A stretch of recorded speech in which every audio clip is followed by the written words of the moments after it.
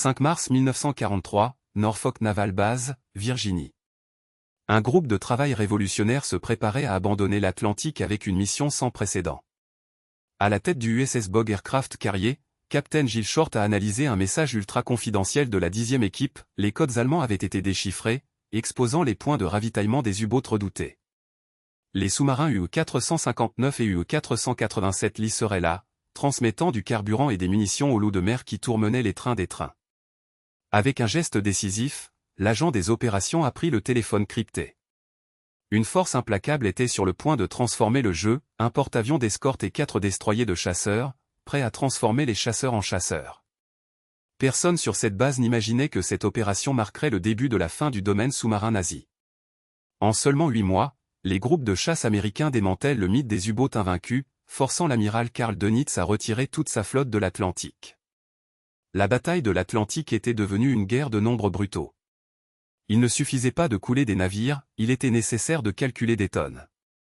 Ceux qui ont détruit plus de chargements que l'ennemi ne pouvait construire. Ceux qui ont perdu des sous-marins plus rapidement qu'ils ne pourraient être remplacés seraient condamnés. Jusqu'en mars 1943, les loups de Dönitz ont dominé les routes maritimes avec de la main de fer. Ce mois-ci, 80 navires ont coulé, près d'un demi-million de tonnes. En avril, le massacre a atteint 600 000 tonnes, la hauteur de l'offensive sous-marine.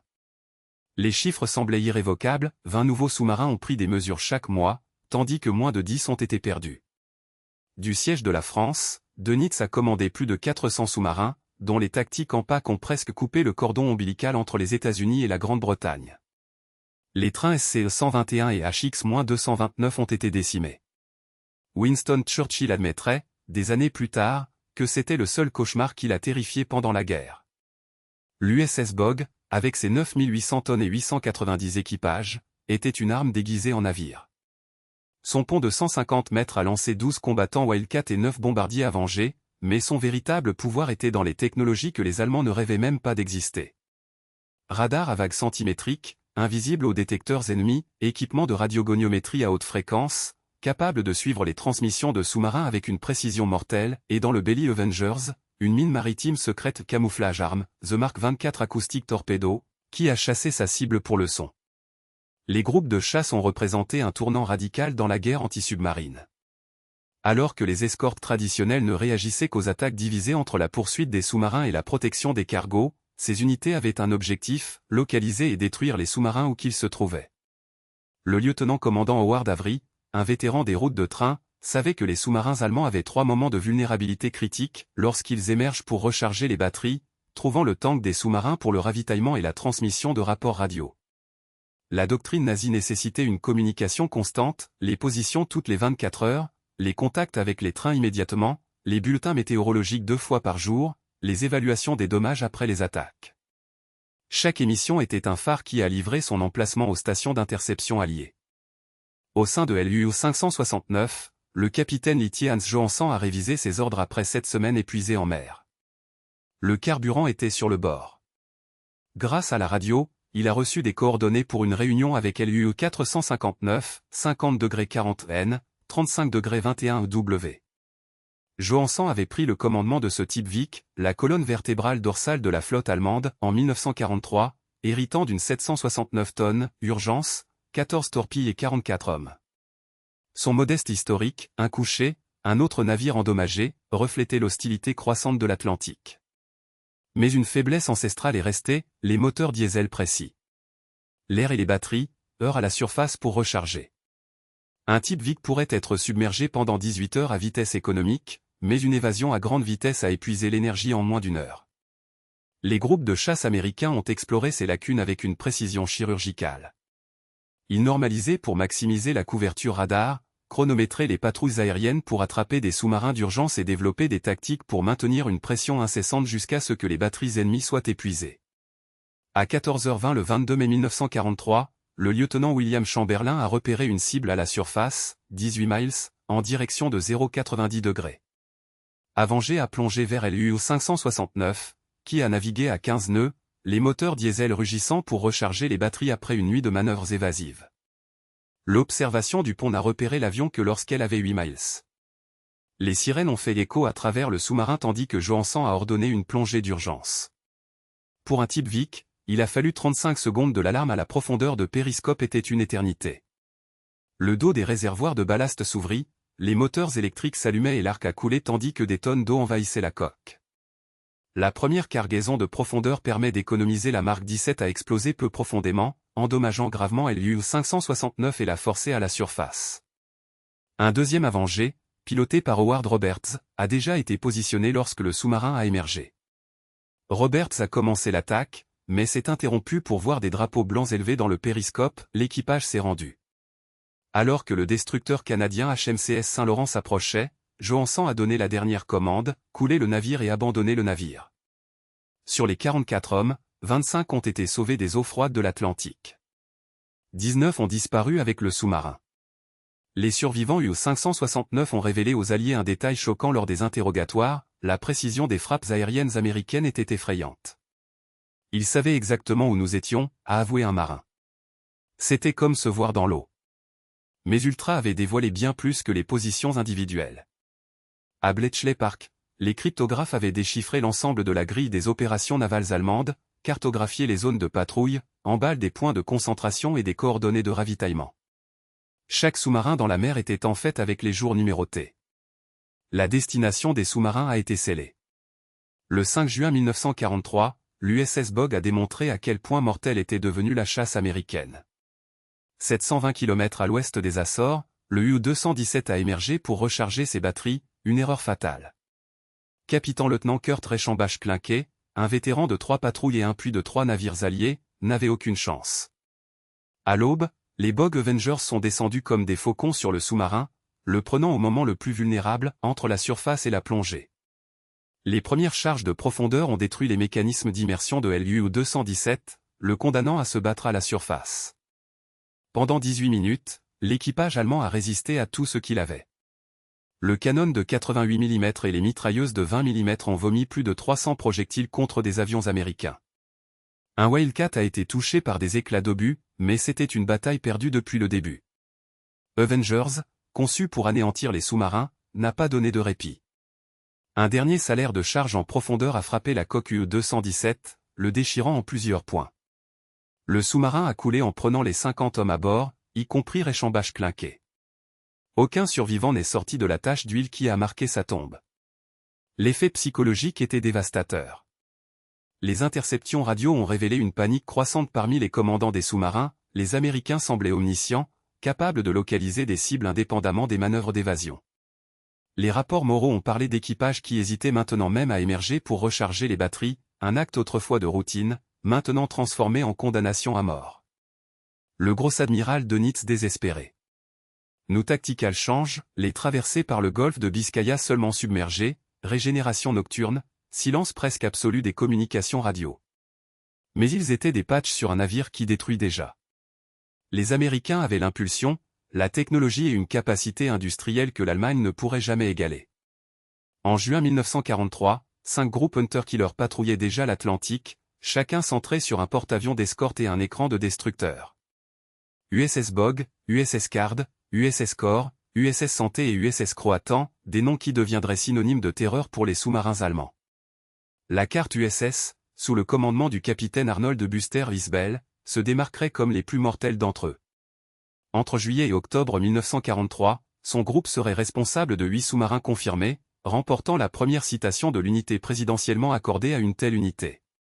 Leur tactique deviendrait une doctrine, des avions patrouillant de vastes modèles de trésorerie du porte-avions, des contacts radars sur la surface déclenchant des attaques immédiates, des sous-marins qui ont plongé dans la panique marquée par un indicateur et chassés par des hérissons et des charges de profondeur. Le 7 août 1943, la carte a une fois de plus prouvé son efficacité mortelle. Ces avions ont localisé le U-17 à Milchku, sous-marin tank, repléissant et le U-66 à la surface, les tuyaux de carburant toujours connectés. Le lieutenant Charles Stapley n'a pas hésité. SEU Avenger a lancé 4 charges profondes impliquant le U-17 dans une explosion cataclysmique. Plus de 400 tonnes de diesel sont devenues une colonne de feu visible à 50 km. LU-66, bien que réussi à plonger, a été gravement endommagé, une blessure qui le condamnerait 9 mois plus tard, dans l'un des duels les plus bizarres de la guerre. Du U-521 périscope, le capitaine-lieutenant Klaus Barkston a été témoin de l'enfer qui a consommé le U-17. Son journal de guerre a enregistré le désespoir qui hantait maintenant Ubutoaf, les Américains sont partout en même temps. Leurs avions apparaissent sans avertissement. Leurs armes sont incroyablement exactes. Nous ne sommes plus des chasseurs, nous sommes la proie. Octobre 1943 a marqué le virage définitif.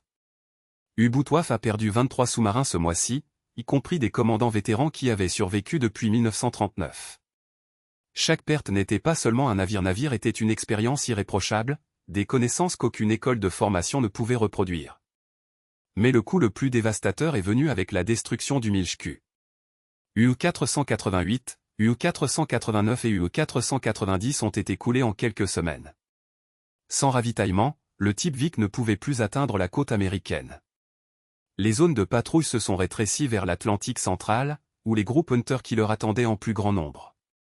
Le groupe de noyaux USS a perfectionné la doctrine de la couverture de l'air continu, en maintenant des avions sur des zones suspectes pendant des jours d'affilée, épuisant des batteries sous-marines avec persécution incessante.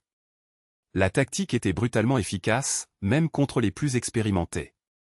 Le 13 octobre, Corps a surpris le UO-378 à la surface à l'aube. Son commandant, l'Oberleutnant Zor Serika, avait eu 26 jours plus tôt. Son inexpérience le trahissait, au lieu de plonger immédiatement, il a essayé de se battre. 4 Wildcats ont parcouru le sous-marin tandis que 2 Avengers se positionnaient pour l'attaque finale. Les meilleurs buteurs anti-aériens UO-378 ont réussi à endommager un combattant, mais ont été balayés de la tour de commandement par des rafales. Erika a ordonné l'abandon du navire quelques instants avant que les charges de profondeur détruisent la coque de pression. Un seul survivant a été sauvé des eaux. Même les AC Ubutoaf s'entraînent maintenant. Corvettant capitaine Heinrich Blerod, l'un des commandants allemands les plus prospères, avec 24 coulées, a à peine survécu à une attaque de l'île USS Block en octobre. Son U-109 est retourné au port essuyé. Blerod ne met jamais les voiles, avoue. Sans dos à ses pairs, l'Atlantique est devenu un abattoir. Et le carnage ne ferait qu'empirer. En novembre 1943, les Américains ont présenté 2 innovations qui scelleraient la destination des U-boats, le détecteur magnétique anomalie, MAD, capable de localiser des sous-marins submergés dans les eaux peu profondes, et les sonobuoyas, qui ont suivi les mouvements pendant des heures. L'écart technologique était désormais un abîme. Capitaine-lieutenant Ralph Henry Chopman, commandant UE-405, avait survécu à cette patrouille grâce à sa capacité tactique. Il a dominé l'art de se cacher dans les rideaux de pluie et les bancs de brouillard, échappant aux avions ennemis avec maîtrise. Mais le 31 octobre 1943, son numéro était sur le point de se terminer. Fonctionnant avec Wolfpack Siegfried, l'UE-405 a été détecté par le groupe de cartes USS. L'USS Bory Destroyer a établi un contact radar à 21h, à 6000 mètres. Ce qui a suivi entrerait dans la légende comme l'un des duels les plus sauvages de l'histoire navale. l'UE-405 a plongé en urgence, mais les charges de profondeur l'ont forcé à retourner à la surface, avec des dommages critiques au réservoir de ballast. Incapable de s'immerger, Hopman a pris une décision désespérée, se battre à la surface avec les canons de pont. Dans l'obscurité et la mer courageuse, Boris s'est écrasé avec le sous-marin, son arc grimpant à la tour de commandement UE-405. Pendant des minutes qui semblaient à l'éternité, les 2 vaisseaux ont été piégés dans un câlin mortel. Les marins américains et allemands ont échangé des coups de feu, des pistolets et des grenades à bout portant. Au milieu du chaos, un Américain a jeté un pot de café, un autre a jeté une boîte vide de munitions, et dans un geste de pure fureur, un tiers a jeté la gaine de son couteau contre l'ennemi. Le couteau a volé vers les marqueurs allemands, coupant l'air salé alors que la bataille surréaliste traînait jusqu'à ce que les navires se séparent finalement avec un gémissement en métal torsadé. Le commandant de Bory, le lieutenant-commandant Charles Hutchkin, n'a pas hésité, il a ordonné à toutes les armes de se retourner contre l'UE-405. Plus de 4000 projectiles ont été tirés dans une tempête de feu qui a transformé la tour de commandement sous-marine en fromage suisse, détruit son canon de pont et percé la coque sous la conduite d'eau. Hopman, sans alternative, a donné l'ordre qu'aucun commandant ne voulait donner, abandonner le navire. l'UE-405 a coulé à travers la poupe, prenant 41 de ses 49 équipages. Parmi les morts se trouvait Hopman lui-même. Le Bory, à son tour, a émergé de la bataille si endommagée qu'elle a été coulée par l'équipage lui-même le lendemain. Ce combat n'était pas seulement une autre victoire tactique, c'était un avertissement. Même le U-boot dirigé par des vétérans endurcis n'avait plus à échapper au groupe de chasse américain, désormais équipé d'une combinaison mortelle de technologie, de science et de tactique implacable. La révolution ne se limitait pas aux torpilles radars ou guidées. Les chercheurs opérationnels avaient déchiffré les modèles de recherche idéaux en utilisant la théorie des probabilités. Les analyses acoustiques ont identifié la signature unique de chaque hélice sous-marine, comme si chaque U-boot avait un ADN sonore. Mais c'est une radiogoniométrie à haute fréquence qui est devenue l'arme la plus dévastatrice. La doctrine allemande nécessitait des transmissions régulières pour coordonner les attaques de rudels tactiques, et chaque message, même durable, était suffisant pour que les stations alliées coupent la position avec une précision chirurgicale, réduisant le rayon d'erreur à seulement 2 mètres. Les commandants allemands ont été confrontés à un dilemme mortel, maintenir le silence radio et perdre la coordination tactique, ou transmettre et révéler leur emplacement. Pire, ils pensaient toujours que le système de puzzle était inviolable. Ils ne savaient pas qu'en octobre 1942, la capture de LU 559 avait livré aux cryptographes britanniques les codes chiffreurs M4 de 4 rotors. Maintenant, chaque ordre opérationnel de Dönitz a été déchiffré par les intelligences alliées en quelques heures. Décembre 1943 a marqué le début de la fin aux U-boot qui avaient terrorisé l'Atlantique dans les premières années de la guerre. Le U-172, sous le commandement de capitaine-lieutenant Lloyd Herman Hoffman à 26 cycles food et 151 000 tonnes dans le programme d'études était considéré comme un équipage d'élite, maître dans les formations d'escorte infiltrante.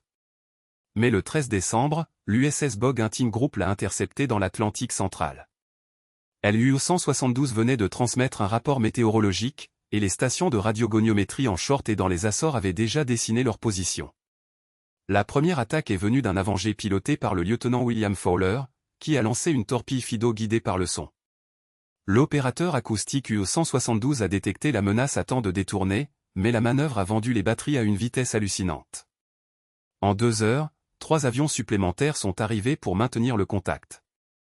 Pendant les 14 heures suivantes, Hoffman a joué un jeu désespéré de chat et de rat, il a brièvement émergé pour ventiler le sous-marin, juste pour paniquer lorsque le radar a détecté l'approche des combattants. À 8 heures le 14, avec les batteries mortes et l'air comprimé épuisé, il n'y avait plus de choix. Le U-172 a été contraint de rester à la surface, ses mitrailleuses crachant le feu contre les avions environnants alors que les équipes endommagées tentaient d'être des réparations inutiles. La bataille finale a duré 43 minutes.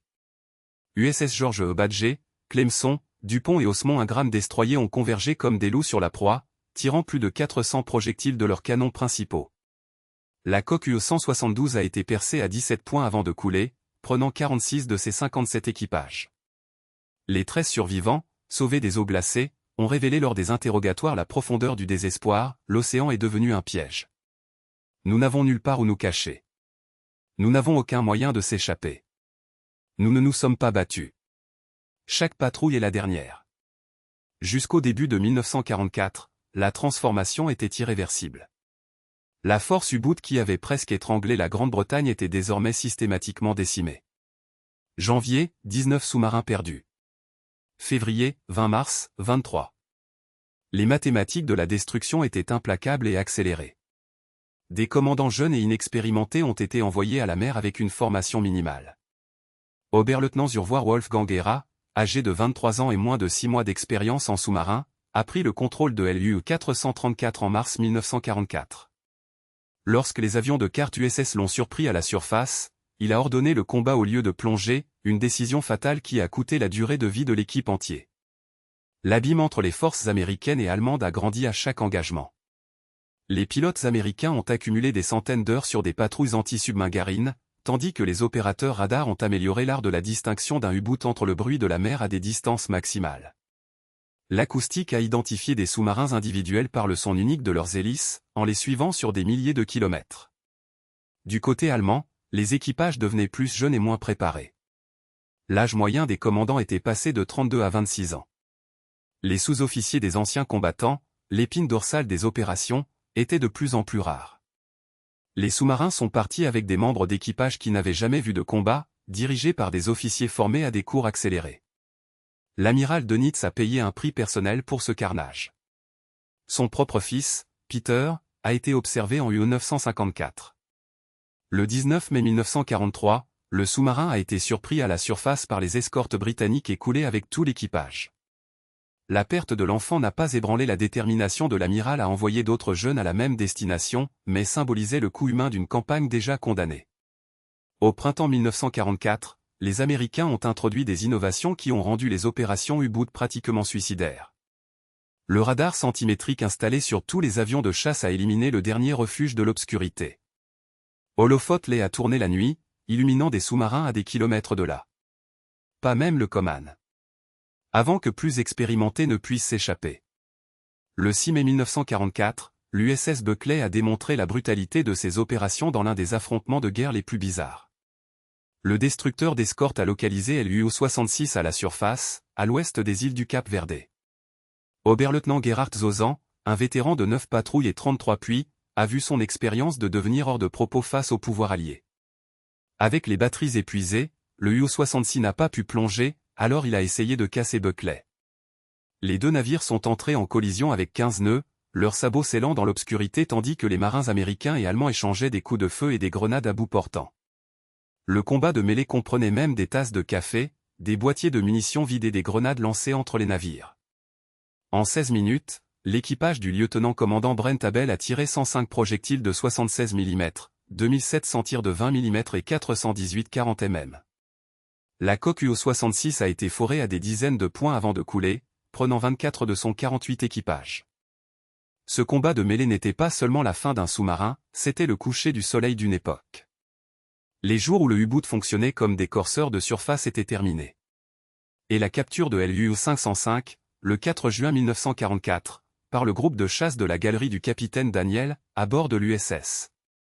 Le Guadalcanal n'était pas seulement une victoire, c'était la démonstration définitive que les États-Unis avaient dominé l'art de la guerre anti-marine. Lorsque l'équipe d'approche de l'USS Pillsbury Fréché est descendue à travers la tour de commandement UO-505 alors que le sous-marin se déplaçait toujours, avec l'eau de mer jaillissant pour des vannes cassées, ils ne capturaient pas seulement un navire, ils écrivaient l'épilogue d'un mythe. Les marins américains ont fermé les vannes, arrêté l'inondation et sauvé l'UO-505 du fond de l'océan.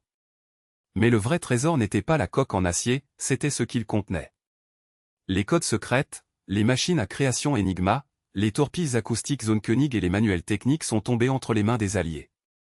Chaque document était une clé pour déchiffrer la stratégie allemande, chaque équipement, un avantage technologique volé. Cependant, l'impact le plus dévastateur était symbolique. L'U-boot, autrefois implacable qui a coulé des navires en toute impunité, était devenu arrêté. Son équipage, précédemment considéré comme Seawolves, était maintenant des prisonniers traînés vers les sous-sols des destroyers américains. L'aura d'invincibilité qui entourait Kriegsmarine évapore en un seul coup.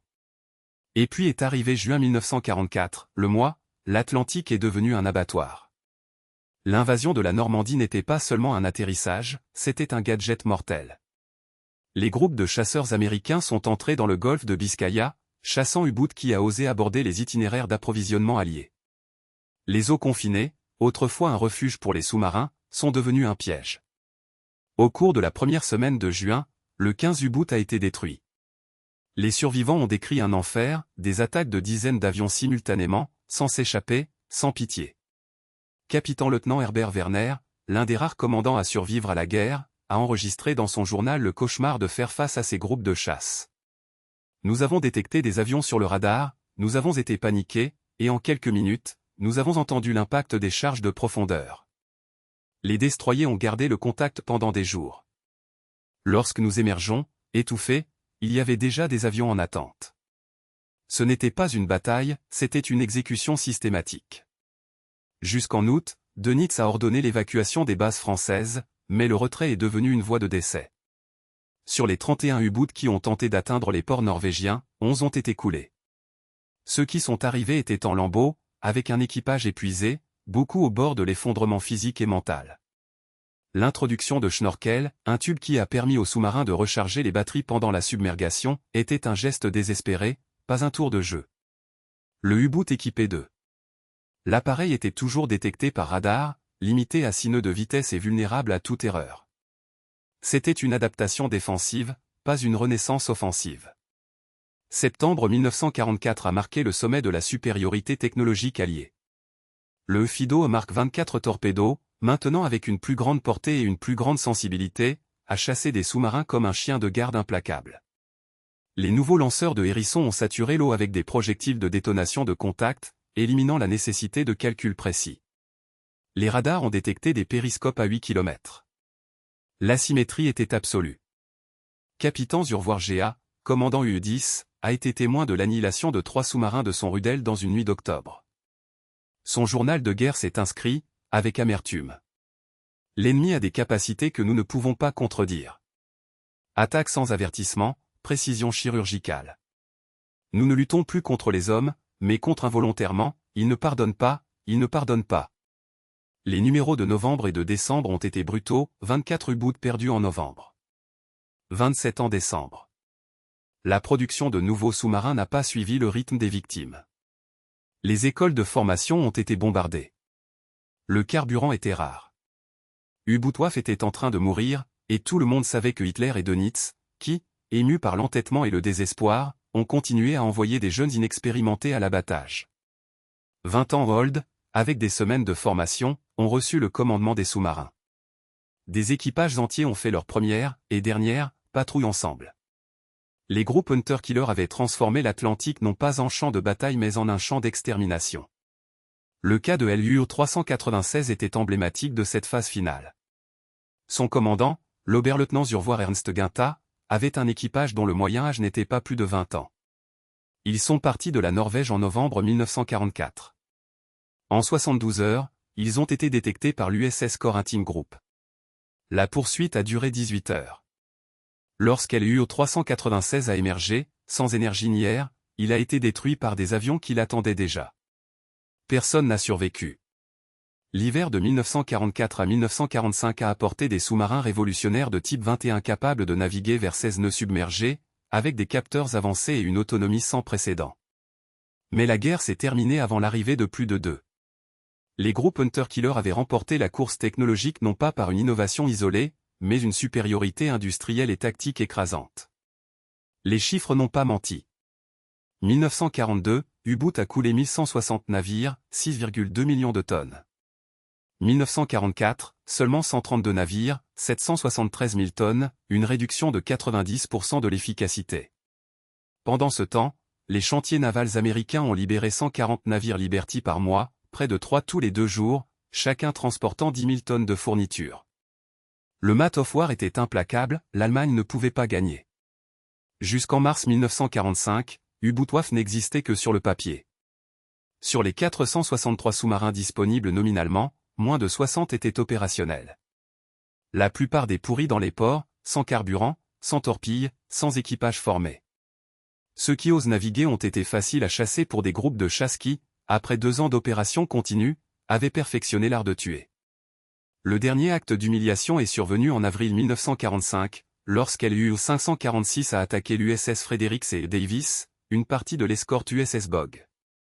Les dignes en ventilateurs ont coulé, mais, en quelques heures, le U-546 a été localisé et détruit par les autres navires du groupe. C'était la 13e victoire de Bog, un record qui a scellé le sort de la flotte sous-marine allemande. Sur les dernières pages de son journal de guerre, Dönitz a écrit une confession amère. La supériorité de l'ennemi en mer, en particulier dans la science et la technologie, nous a arraché de l'arme la plus efficace que nous ayons eue. La guerre sous-marine s'est terminée par une défaite. La transformation avait été rapide et brutale. En mars 1943, le U-Boot a presque étranglé l'Atlantique, coulant des navires plus rapides que les Alliés ne pouvaient les construire. En mars 1945, U-Bootwaffe était un cadavre. Opérationnel, leur reste se cache dans les ports ou étant méthodiquement décimés. Les groupes Hunter-Killer ont non seulement gagné, ils ont réinventé la guerre. Ils ont transformé la chasse en sous-marin d'un art basé sur l'instinct pour une science de précision implacable. Chaque tactique a été optimisée par la recherche opérationnelle, chaque technologie affinée par l'expérience. L'USS Bog, 13 victoires, la carte USS, 11, et le corps USS, 6, ont coulé plus de sous-marins que les équipes entières de la flotte traditionnelle, mais leur plus grand héritage n'était pas les chiffres, mais la méthodologie. Ils ont prouvé que dans la guerre moderne, la victoire appartient à la nation capable de fusionner l'intelligence, la technologie et la production industrielle dans un système de combat unifié. Le courage individuel comptait toujours, mais je ne pouvais pas surmonter un système conçu pour ne jamais échouer. L'ère romantique de la guerre sous-marine, où un commandant rusé pourrait gagner contre des probabilités écrasantes avec audace et ingéniosité, était terminée. À sa place, une nouvelle ère est née, celle de la guerre industrialisée, où les machines, les données et la logistique ont dicté le sort des hommes. Et le U-boot, autrefois messieurs, est devenu juste une autre victime de cet avenir. Le mythe de l'invincibilité des loups gris s'est effondré non pas en mois mais en semaines. La transformation était si brutale que de nombreux commandants allemands n'avaient même pas eu le temps de comprendre ce qui les avait frappés. En mars 1943, le U-boot dictait toujours les termes du combat, ils ont escorté les trains, sélectionné les cibles et disparu dans les profondeurs avant que les représailles ne puissent s'organiser. Jusqu'en novembre de la même année, ils étaient eux-mêmes les proies, persécutés sans répit par une machine de guerre qui semblait anticiper chaque mouvement, chaque manœuvre, chaque souffle. La dévastation n'était pas seulement numérique, elle était conceptuelle. Les Allemands avaient construit leur doctrine sous-marine sur 3 piliers, surprise, mobilité et croyance que l'océan était un labyrinthe infini où le chasseur pouvait toujours devenir le chassé. Les groupes de tueurs de chasseurs américains ont démoli ces piliers un par un. Le radar à micro-ondes MK6 a éliminé la couverture de la nuit, le libérateur à longue portée a raccourci l'océan, le transformant en un champ de bataille caché, les charges de profondeur de hérisson, tirées devant la cible, ont fait de l'évasion une illusion. Et, surtout, l'Ultra, le meilleur secret gardé de la guerre, a converti le silence des vagues en un livre ouvert, où chaque transmission allemande a été déchiffrée, chaque ordre intercepté, chaque position prévue avec une précision chirurgicale. Les chiffres racontent une histoire d'annihilation systématique. 30 000 hommes, 3/4 de toute force sous-marine allemande, ont profondément disparu, leurs corps confinés aux tombes en acier des milliers de mètres sous la surface. Sur les 1162 U-boots commandés, 784 ont été envoyés en bas. Les patrouilles initiales, une fois que les missions de gloire pour les jeunes officiers, sont devenues des condamnations à mort, en 1944, plus de la moitié des sous-marins lors de leur premier départ ne sont jamais revenus. Pendant ce temps, du côté allié, les pertes étaient presque dérisoires, un porte-escorte coulé, moins de 10 corvettes ou destroyers en 2 ans de la campagne. La proportion d'échange, qui en 1942 a favorisé les Allemands à 10-1, a renversé à 20-1 en faveur des Américains. Ce n'était plus une guerre d'hommes contre les hommes, c'était une guerre des systèmes contre les hommes. Et le système gagne toujours. Lorsque l'ordre final est arrivé en mai 1945, c'était un épilogue mélancolique pour une force non existée. Émerge, soulevez des drapeaux noirs et dirigez-vous vers des ports alliés. 49 U-boots obéissaient, beaucoup commandés par des officiers de moins de 25 ans, des équipages composés d'adolescents dont la formation avait été plus rapide que leur vie. Ils se sont rendus au même groupe Hunter-Killer qui les aurait chassés avec la même efficacité implacable que pour détruire leurs camarades. Le dernier opération U-boot. LUO 320 a été envoyé à l'arrière-plan par les escortes britanniques le 7 mai. Son commandant, Oberleutnant Zur, Helmut Emmerich, avait 24 ans. Lui et ses 36 hommes ont été les dernières victimes d'une force qui, 2 ans plus tôt, avait presque étranglé la Grande-Bretagne. L'analyse d'après-guerre a révélé à quel point la destruction était scientifique. Les modèles de recherche ont été optimisés par la théorie des probabilités, les attaques, calculées pour maximiser la létalité avec un minimum de munitions, interception de communication, traversées avec des données opérationnelles pour prédire les comportements. Rien n'a été laissé au hasard. Les Allemands avaient fait confiance à l'instinct, les Américains dans les algorithmes. Et lorsque l'instinct fait face à des mathématiques, le résultat est toujours le même.